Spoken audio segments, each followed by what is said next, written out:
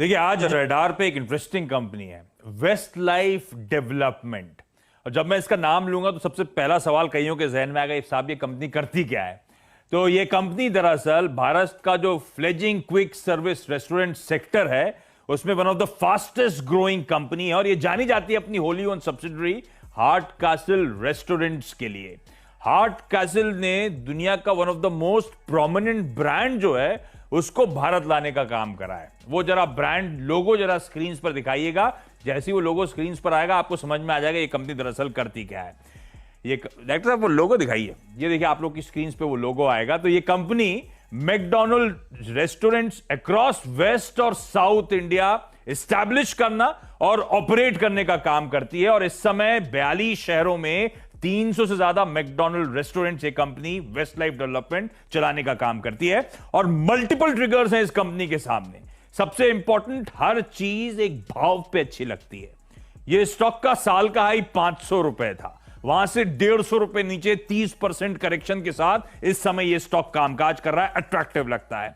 दूसरा, अनलॉक की आप लोग चर्चा कर रहे हैं, इस हफ्ते के एंड में हम लोग अनलॉक 3.0 पे स्टेप करते हुए नजर आएंगे। फर्दर रिलैक्सेशन ऑन कार्ड्स होता हुआ नजर आएगा। सेंट्रल, अच्छा इस बीच ध्यान रखें, सेंटर की रिलीफ के बावजूद अनलॉक 2.0 के अंतर्गत कई सारे राज्यों ने रिलैक्सेशंस नहीं दिए थे, जैसे कि मुंबई में मॉल्स खुलना अलाउड नहीं थे। अब कहा जा रहा है एक तो मैसिव रिलैक्सेशन सेंटर की तरफ से आने की तैयारी हो रही है और कई सारे स्टेट्स ने ऑलरेडी इंडिकेशन देने शुरू कर दिए हैं कि अनलॉक 3.0 के अंदर वो भी रिलैक्सेशंस देते हुए नजर आएंगे, तो डील मिलती हुई नजर आएगी।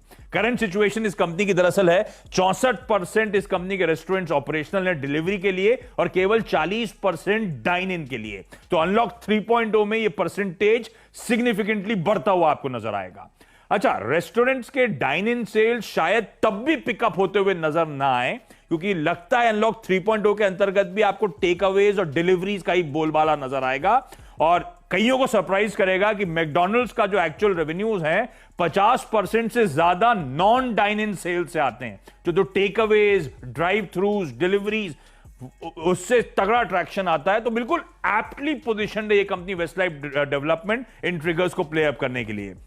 ग्लोबल ट्रेंड जो है वो सजेस्ट कर रहे हैं कि बहुत फास्टर शिफ्ट देखने को मिल रहा है ब्रांडेड प्लेयर्स की तरफ ग्लोबली। और ग्लोबली एक और चीज देखी जा रही है कि जो वेस्टर्न फास्ट फूड प्लेयर्स हैं उनकी तरफ रुझान है क्योंकि सेफ्टी को लोग ग्लोबली प्रेसिडेंस देना शुरू कर चुके हैं।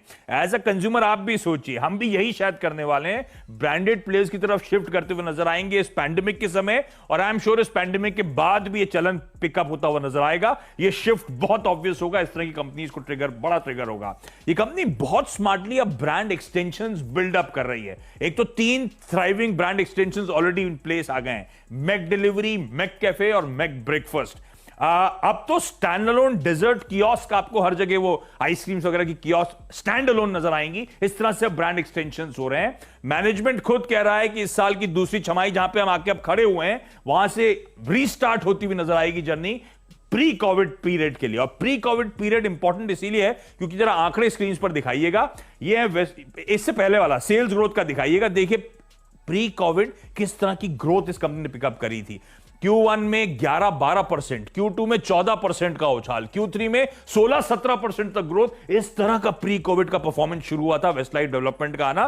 Q4 में लॉकडाउन के चलते मार्च में रेस्टोरेंट्स क्लोजर हुए थे, इसीलिए आप देख रहे हैं ठंडा परफॉर्मेंस और प्री कोविड पिक्चर गजब की थी। इस कंपनी के रेस्टोरेंट काउंट में लगातार उछाल था, बल्कि 319 रेस्टोरेंट्स Q4 के एंड में थे। कई सारे रेस्टोरेंट्स लॉकडाउन में जो ओपनिंग होनी थी उनको टाल दिया गया था, अब वो खुलते हुए नजर आएंगे अनलॉक 3.0 के अंतर्गत। और रेस्टोरेंट मार्जिन के आंकड़े आएंगे। प्री कोविड देखिए मार्जिन किस तरह से रेस्टोरेंट्स के इंप्रूव होते हुए नजर आए थे। 17.5% पे मार्जिन पहुंचे थे Q3 में और Q4 के भी जनवरी फरवरी में डबल डिजिट मार्जिन क्लॉक करे थे।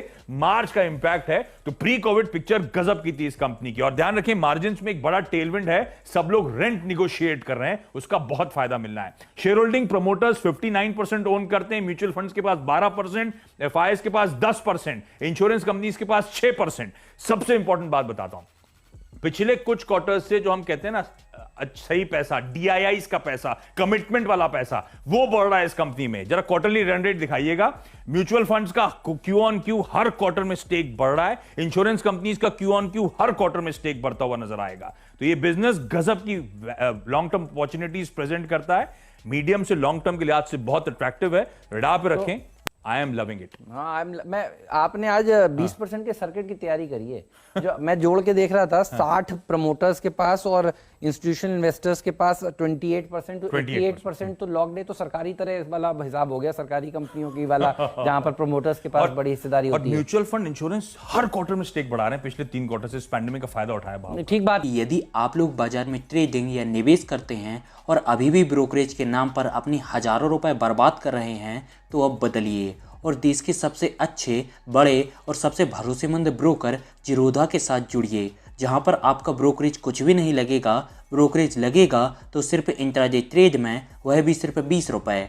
और दोस्तों, साथ ही आपको बता दूं कि यहां पर अकाउंट ओपन कराने के लिए आपको अपना POA यानी कि पावर ऑफ अटॉर्नी देने की कोई आवश्यकता नहीं है, जिसका उपयोग करके हाल ही में देश के एक बड़े ब्रोकर ने 2000 करोड़ का घोटाला किया। तो दोस्तों, अकाउंट ओपनिंग की लिंक डिस्क्रिप्शन में है, जाइए और लिंक पर क्लिक करके जिरोधा में अपना अकाउंट ओपन कराइए। अच्छा, मैं हाईलाइट कर रहा था बैंकिंग स्टॉक्स में मजबूती है। बैंकिंग में भी जरा PSU बैंक इंडेक्स को डायरेक्टर साहब स्क्रीन पर लेकर आइए। 3.5% के उछाल के साथ इस समय सरकारी बैंकों का इंडेक्स कामकाज करता हुआ सबसे तगड़ी रैली, सबसे तगड़ा आउट परफॉर्मेंस इसी पॉकेट में देखने को मिल रहा है। आज शाम को दरअसल 4 बजे बाजार बंद होते ही PM, FM, फाइनेंस मिनिस्ट्री के ऑफिशियल्स और सरकारी बैंकों के प्रमुख के साथ एक इन सब की बैठक होने जा रही है। तो उस मुलाकात पे फोकस, और उससे पहले देखिए किस तरह की तेजी हम देख रहे हैं PSU बैंकिंग इंडेक्स में आती हुई। और इस समय मेरे ख्याल से सबकी नजरें हैं, गवर्नमेंट जो कुछ PSU बैंक स्पेस में कंसोलिडेशन की बात कर रहा था, इवेंचुअली प्लान्स थे कि सिर्फ 4 से 5 सरकारी बैंक्स ही रहेंगे और कई सारे सरकारी बैंक्स का, स्टेट ओन्ड लेंडर्स का प्राइवेटाइजेशन होना था। तो शायद इस बैठक में उस पर भी चर्चा होती हुई नजर आए। और इस समय सबसे बड़ी थीम सरकारी बैंक्स में वो प्राइवेटाइजेशन को लेकर है। तो एक स्टॉक जरा स्क्रीन पर लेकर आइए डायरेक्टर साहब, वो है बैंक ऑफ महाराष्ट्र। जब सरकारी बैंक आज हरकत में आ रहे हैं तो इस बैंक को रडार पे रखिएगा। Q1 के रिजल्ट्स को देखते हुए मैं कह सकता हूं सबसे बेहतरीन कैंडिडेट है बैंक ऑफ महाराष्ट्र। सरकारी बैंक्स में अगर कोई भी खरीदारी करना चाहता है, प्राइवेटाइज करना है, तो सबसे आसानी से बैंक ऑफ महाराष्ट्र का प्राइवेटाइजेशन होता हुआ नजर आएगा। इस स्टॉक को रडार पे रखना है। ये हेमंत के वड़ा पाव स्टॉक्स वाली कैटेगरी वाले स्टॉक्स हैं, लेकिन मैं आप रीजन समझाता हूं क्यों बैंक ऑफ महाराष्ट्र को रडार पे रखिए। रिजल्ट्स हर पैरामीटर पे, अक्रॉस पैरामीटर्स बेहतरीन थे। Gross NPA Q on Q 188 basis point सुधरा, 10.93% पे आया है Q1 का ग्रॉस NPA। इस तरह का मीनिंगफुल इंप्रूवमेंट एक सरकारी बैंक की एसेट क्वालिटी में। स्लिपेजेस मैसिवली रिड्यूस हुए, Q on Q 89% का स्लिपेजेस में रिडक्शन हुआ है। ये बैंक वो बैंक है जो अब मार्केट शेयर गेन करता हुआ नजर आ रहा है।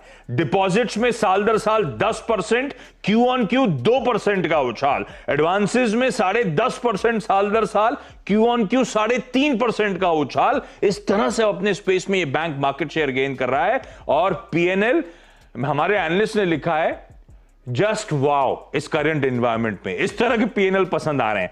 NII 9% साल दर साल, 6.5% Q on Q बढ़ा है। NIMs में उछाल है, Q on Q भी देख लिया आप, गजब का 2 बेसिस पॉइंट्स के आसपास का इंप्रूवमेंट इस एनवायरनमेंट में।